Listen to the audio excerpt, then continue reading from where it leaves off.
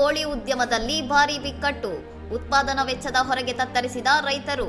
Chicken ಉತ್ಪಾದನೆ 25% ಕಡಿತ.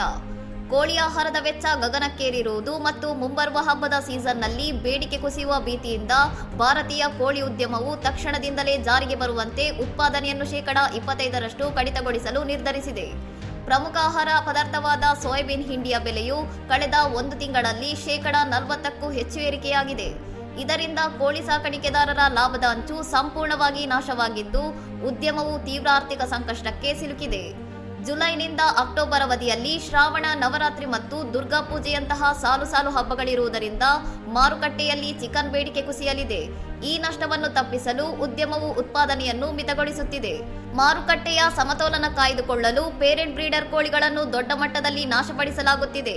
ಪರಿಣಾಮ ಹಿಂದೆ 140ಕ್ಕೆ ಮಾರಾಟವಾಗುತ್ತಿದ್ದ ಬ್ರೀಡರ್ ಕೋಳಿಗಳು ಈಗ ಕೇವಲ 65ರ ಅತ್ಯಲ್ಪ ಬೆಲೆಗೆ ಮಾರಾಟವಾಗುತ್ತಿವೆ. ಸೋಯಾಬೀನ್ ಮಾರುಕಟ್ಟೆಯಲ್ಲಿ ಕೆಲವು ಪಟ್ಟಭದ್ರ ಹಿತಾಸಕ್ತಿಗಳು ಕೃತಕ ಭಾವ ಸೃಷ್ಟಿಸಿ ಬೆಲೆ ಏರಿಸುತ್ತಿವೆ ಎಂದು ಉದ್ಯಮದ ಮುಖಂಡರು ಆರೋಪಿಸಿದ್ದಾರೆ.